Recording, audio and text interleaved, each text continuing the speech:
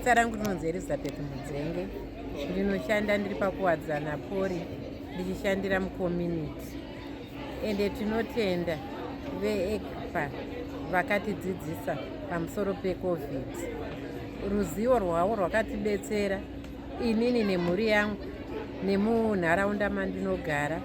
Zvakabetsereka zvokuti vanhu vakaenda kunobayiwa vaccination vakanobayiwa vakawanda vokutoti vaitosvika pakiriniki vachitowana manesi aiuya achiwana pazara through nekutrenwa kwatakaita nekudzidzisa kwatakaita. Taivadzidzisa masymptoms eCovid, tovadzidzisa how to prevent it, tovadzidzisa kuti ngavapfeke mamaski, vageze maoko kana vabva kutoireti, vagare social distance, vasaungane panzvimbo, vagare mumba, vasafambe-fambe zvisina purani. Takavadzidzisa zvese, asi vakanzwisisa vakatigashira chidzidzo chedu. Saka taingoti pese pataitotiri vaiti vaizobvunza kuti vana gogo vanhu vachiri kubayiwa here? Isu vatiti vari kubayiwa. Kwozoti hauzoshayiwa machallenges ariko. Pane amwe vaiuya vachititi iwo mainjekiseni enye akazouyaya vakuda kupedza vanhu kuuraya. Imimi maover age ndimi muri needed yekunovaccinatwa. Isisu aiwa hatidi. Ende iyemi mabayiwa muchaita 2 years dzokurarama, yechitatu yacho muchafa. Saka isisi ipapo kuti vabvume taiburitsawo kadhi redu ratakavaccinatwa kuti honai inini ndakavaccinatwa asi hapana chandati ndaona. Ndichine utano hwangu hwakasimba. Tovaudza futi kuti zvakanakira kuti munovaccinatwa hakusi kunzi hamurwari neCovid munorwara sinouya yakareruka. Zvangofanana nevanatu vatiri kunodzivirira immunization, vanorwara zvavo asi but inouya yakareruka. Saka ipapo taiti takavadaro vaibva vatofara vachiti aiwa vakavaccinatwa tirikuona utano hwavo hungoenda keruni. Saka vaitobvuma kuuya kuzobayiwa. Still now vari kungouya, zvino vanhu vakuuyawo vari vashoma nokuti vazhinji vakadini vakabayiwa.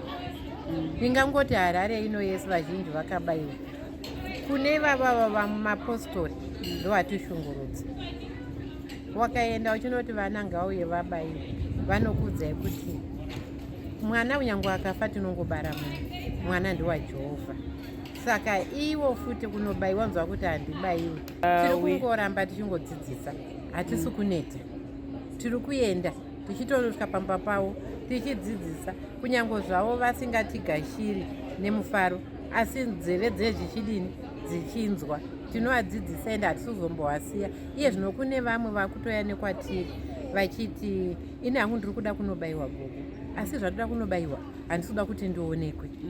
Ivavo tomubva tamhanya navo pakiriniki wosikobayiwawo private, wosikoitwa privacy yavo ipapo wotobayiwa. Kadhi anonzwa achiti ini kadhi zvangu handidi kuenda naro. Ndomunzwa kuti chini pakadhi rako ndikuchengeta.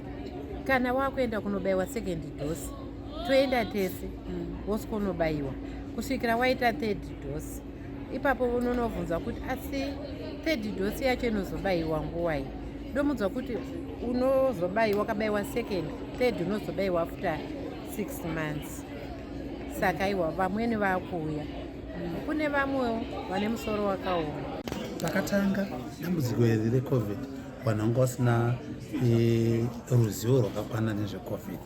Pane nyaya dzakawanda dzangotaurwa atoti mamithi, asi kupfurikidza neprojekti takatanga tanoongorora kuti ndezvipi zviri kufungidzwa nezveCovid mumakommunity, kwakuchidzidzisa vanhu, kwakugadzirawo zvinhu zvekudzidzisa vanhu nazvo yatinoti IEC material yekudzidzisa vanhu maringe neCovid, kuti Covid inombokonzerwa nei, inorapika sei, inodzivirirwa sei, nemhaka yekuti kune zvinhu zvakawanda zvafungwa nevanhu zvanga zviserizvo. Kozouya rimwe dambudziko ratakasangana naro panyaya yeprogramu rekuti vanhu kwakatanga kubayiwa majekiseni ekudzivirira atoti vaccination. Vanhu vakanga vasingadi nekuti kune manyepo aifamba ekunzi ukabayiwa unogona kufa mushure memazuva akati naipo zvisizvo.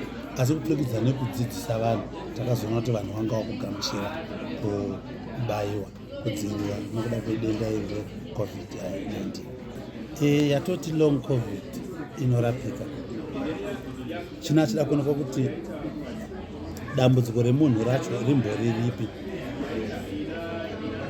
Dambudziko relong covid hatisati tanatsa kuziva kuti rakawanda sei muno muZimbabwe, asi kudzimwe nyika ritori dambudziko guru chairo iri, nemhaka yekuti asi mushure menguva yakati kuti tichaona pakiriniki yedu iyi yatakavhura nebasa rezveutano necity of vari kiriniki iri paWilkins, tichaona kuti pavanhu vakaita dambudziko reCovid vakazopedzisira vazoita chirwere ichi chekuti long covid vangani. Saka izvi zvinotibatsira manje kuti tichione kuti dambudziko iri rakakura sei.